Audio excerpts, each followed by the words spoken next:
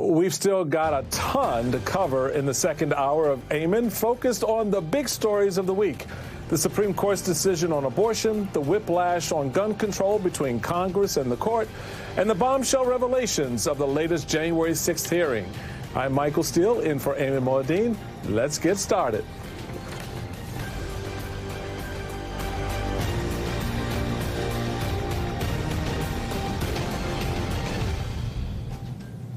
Almost immediately after the Supreme Court overturned Roe v. Wade, this country was effectively split into three separate Americas with three very different futures. Here's the landscape as we come on the air. Since Friday's decision, at least 8 states have enacted so-called trigger laws. In the next 30 days or so, 6 states with similar laws on the books are likely to join them. And within the coming weeks and months, 6 more states are expected to issue new bans on all or most abortions. Meanwhile, abortion will remain legal and protected in 20 other states and Washington, D.C. That means abortion access is pretty much decided in 40 states, shown in the gray on this map, that represent tens of millions of Americans literally living in a gray area. In those states, access to a safe and legal abortion will likely hang in the balance based on a few external factors, like which political party gains control in the midterm elections. That's the case in Michigan, which enacted a law that criminalized abortion back in 1931. That law was superseded by Roe in 1973. Now, Michigan's governor, Gretchen Whitmer, has promised to, quote, fight like hell to prevent it from going back into place. Here she is, speaking exclusively with NBC's Dasha Burns. So considering this moment, the Supreme Court decision, and the fact that, you're not going to be governor forever, right? So how vulnerable are abortion rights in Michigan both right now and, 2, 3, 4 election cycles from now? I think it's a very precarious moment. I was raised by a pro-choice Republican. We had a pro-choice Republican as a part of our conversation. And yet the Republican leadership in our legislature is trying to intervene in my lawsuit on behalf of a law that's 91 years old, that makes it a felony, no exception for rape, no exception for incest. That is the state of politics in Michigan at this moment. And that state of politics, that state of uncertainty and fear for many, is already taking a toll. I was 18 when Roe versus Wade went into effect, and it was a gift.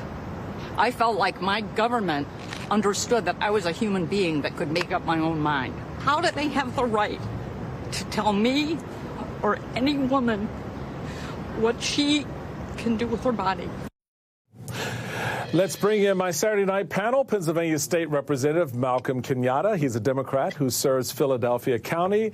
Amara Jones is the founder of Translash Media. And Caitlin Burns is a writer for Medium and MSNBC columnist. Welcome to all of you. Caitlin, Michigan's ban is from 1931, but in some states, centuries-old laws could now dictate where abortion is legal or where it isn't legal. How do you react to that? I think it's ridiculous that women and trans people who can get pregnant in this country have different rights depending on where they happen to be at a given time. And this is really one of those things that there should be uniformity throughout the land, and people should have the right to privacy and to be able to make those decisions between themselves and their doctors. Representative Kenyatta, Pennsylvania is one of those states where abortion care is on the ballot this coming election. What are you hearing from voters out there? How are they responding to what's happening in Washington with the court, and how is that playing out for Pennsylvanians? A majority of Pennsylvanians are, like me, furious, in part because you watch these justices lie before Congress, lie before the American people, and almost all of them saying that they believed that Roe was settled law. But these are lying liars who lie, and we can't trust these jagoffs with our basic human rights. We can't trust them to uphold the Constitution. And so we're furious. But the question is, what are we going to do now?